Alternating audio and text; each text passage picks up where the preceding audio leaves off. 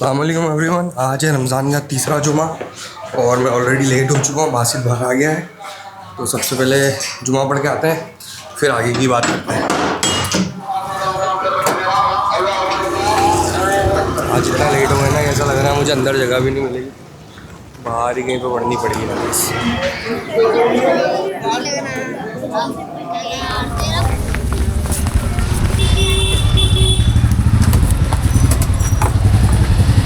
बहुत गर्मी भाई, सीधा घर जाएंगे अभी बात। आज है 16 रमज़ान और 14 और 15 रमज़ान को मैंने व्लॉग नहीं किया क्योंकि अहमदाबाद से जाके आने में थकान इतनी हो गई थी कि बॉडी ने जवाब दे दिया था और मैं बुखार वगैरह सब आ गया था। इवन अभी भी मेरी तबीयत वैसी ही है, गला वगैरह दुख रहा है। एनीवेज़ आज जुमा था इसलिए मैंने सोचा व्लॉग कर लेता हूँ। और अभी का प्लान ये है कि अभी मुझे मेरे दादा से मिलने जाना है और उनके लिए मुझे इफ्तारी लेकर जानी है। तो पहला टास्क है कि चलते हैं इफ्तारी खरीद लेते हैं। भाई क्या क्या मिलेगा? हमारे मिलेंगे चिल्ली मिलेंगे, कबाब मिलेंगे, समोसे मिलेंगे, रोल मिलेंगे, बिरयानी और क्या सब मिलेंगे। प्रॉपर गियर अप होकर जाना बहुत ज़्यादा ज़रूरी है क्योंकि इस गर्मी से टैनिंग बाद में होगी, डिहाइड्रेशन पहले हो जाएगा। चलो चलते हैं। हम लोग असर पढ़ने आए हैं मस्जिद में। वाजिद भाई को लेके आया हूँ मैं आज, और यहाँ पर असर का टाइम 5:15 का ही है। हमारे वहाँ पे बिलाल मस्जिद में और दरगाह में 5:30 का टाइम है। उस चक्कर में आता मैं, जमात तो 5:15 बजे हो गई। तो अभी हम लोगों ने नमाज़ पढ़ ली है असर, और अभी टाइम है तो सोच रहे हैं कि दारुल की तरफ होके आ जाता है। यहाँ की मस्जिद अभी अंडर कंस्ट्रक्शन है, कंस्ट्रक्शन चल रहा है। यहाँ पे काफ़ी डेवलप कर दिए, पूरा डिसमेंटल करके वापस इसको बनाया गया है। जब कंप्लीट हो जाएगी तब आपको आगे दिखाएंगे। तो अभी मैं बुदलगंज के दारुल उलूम में हूँ और यहाँ पर मैं आया था थोड़ा ज़कात वगैरह के मसले में। तो मैंने सोचा कि बहुत से लोग हैं जिनको आइडिया नहीं होता है कि ज़कात कैसे और कब और कहाँ दी जाए, कितनी देनी चाहिए एंड ऑल। तो मैं सोच रहा हूँ यहाँ पे जो गाई साहब हैं इनसे मैं पूछता हूँ कि ये थोड़ा ज़्यादा बेटर बता पाएंगे हमें कि ज़कात वगैरह कैसे क्या दी जाती है। हज़रत जैसा मैं आपसे पूछना चाह रहा था कि जैसे ज़कात वगैरह रमज़ान में दी जाए तो कैसे दी जाए, किसको दी जाए और कितनी क्या होनी चाहिए, ऐसा कुछ। ज़कात के ताल्लुक़ से शरई हुक्म यही है कि 2.5% ज़कात होती है जी। तो 2.5% ज़कात देनी चाहिए, और साल गुज़रने पर माल पर साल गुज़र जाए तब उसकी ज़कात निकालते हैं, 2.5% उसमें से निकालते हैं। अब कभी कभी ऐसा होता है कि हमारा पैसा कभी 6 महीने पहले ही कमाया हुआ होता है, कभी 2 महीने पहले होता है, तो अब वो 6 महीने का मामला कैसे क्या होगा। और शर्त ये है कि पूरा साल गुज़र जाए माल पे।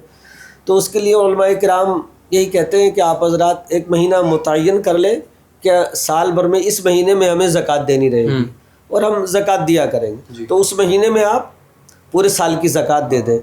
अब ये चुनाव कि कौन से महीने में करना है, तो फिर मैं और उलमाए किराम का ज़्यादा ये इत्तिफ़ाक़ है कि सबसे बेहतर रमज़ानुल मुबारक का महीना है, क्योंकि रमज़ानुल मुबारक के महीने में एक बेनिफिट ये है हमें अल्लाह की रहमत का कि 1 का 70 गुना हमें मिलता है, 1 का 70 मिलता है।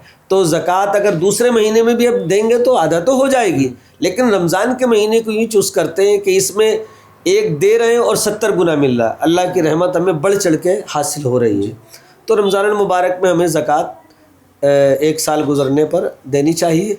और किसको देनी चाहिए, बेहतर तो यही है कि जो लोग गरीब हैं, साहिब निसाब नहीं हैं, जिन पर ज़कात फ़र्ज़ नहीं है, तो आपके पड़ोस में, आपके रिश्तेदारी में, आपके ख़ानदान में, गांव में, उन तक ज़कात पहुँचाएँ।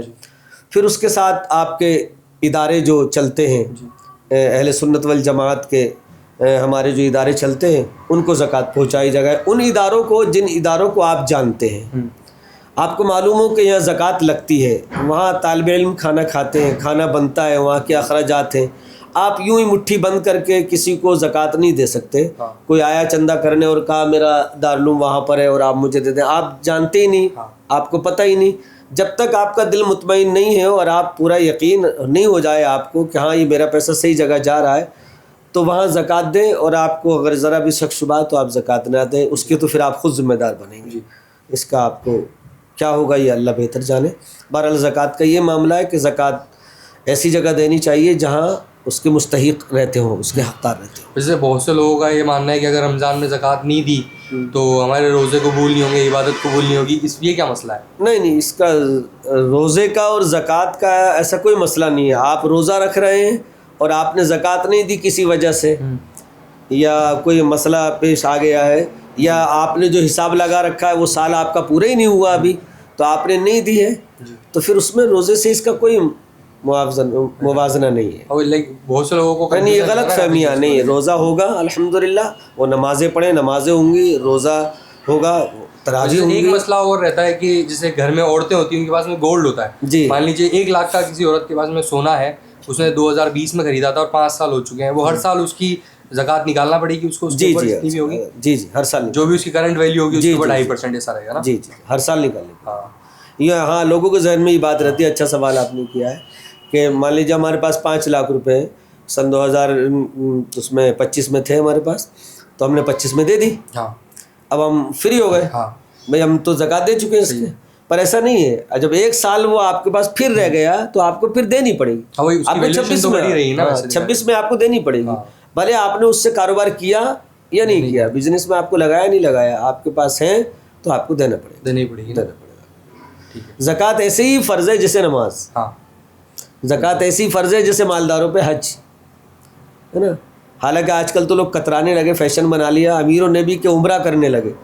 کرنا حج چاہیے تھا لیکن اب عمرہ کرنے لگے. لیکن کرنا کیا چاہیے تھا؟ حج. وہ فرض ہے نا. آپ سے قیامت کے دن سوال یہ ہوگا کہ آپ نے حج کیوں نہیں کیا؟ مالدار تھے, صاحب نصاب تھے, آپ نے کیوں حج نہیں کیا؟ آپ سے یہ نہیں پوچھا جائے گا کہ آپ نے عمرہ نہیں کیا. ہاں, نفلی اور فرضی, سنت نفل یہ ساری چیزیں الگ ہیں, لیکن جو فرض چیز ہے پہلے اسے ادا کرنا پڑے گا.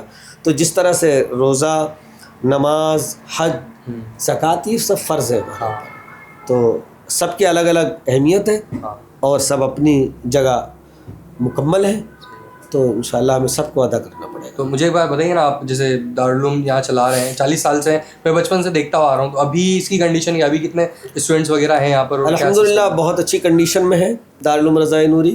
تقریباً 55 سے 60 طالب علم یہاں حفظ کلاس میں رہتے ہیں. اور اس سال سے ہم نے درس نظامی شروع کیا ہے, تو اس میں بھی 10 بچے ہیں, اور یہاں کے اساتذہ مفتی صاحب پڑھاتے ہیں, اور قاری صاحب پڑھاتے ہیں, اور حفظ کلاس بھی پڑھاتے ہیں قاری صاحب. کئی 4-5 کا اسٹاف ہے الحمدللہ.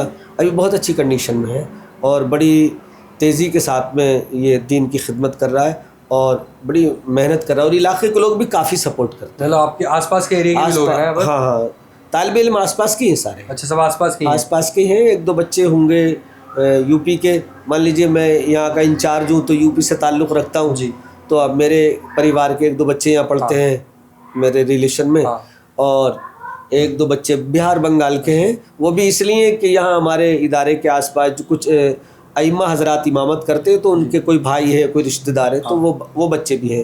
لیکن اکثریت میں جو بچے ہیں وہ ہمارے ضلع منصور, پپلیا منڈی, ملہار گڑھ, اور یہ